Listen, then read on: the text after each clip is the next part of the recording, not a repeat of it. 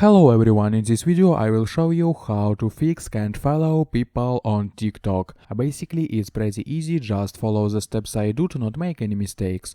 So all you need to do is go to settings, then general, then iPhone storage. In the list you need to find TikTok and click offload app and then reinstall. This method will definitely help you, but if this does not happen, then go to TikTok, click in the upper right corner and scroll down. Select report a problem, then scroll down and select report.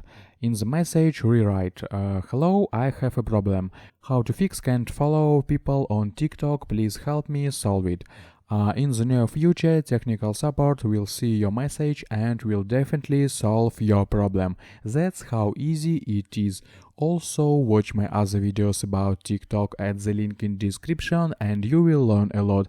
I hope guys this tutorial made your life a little bit easy and you like this video. Subscribe to my channel and write your comment. Goodbye. Have a nice day.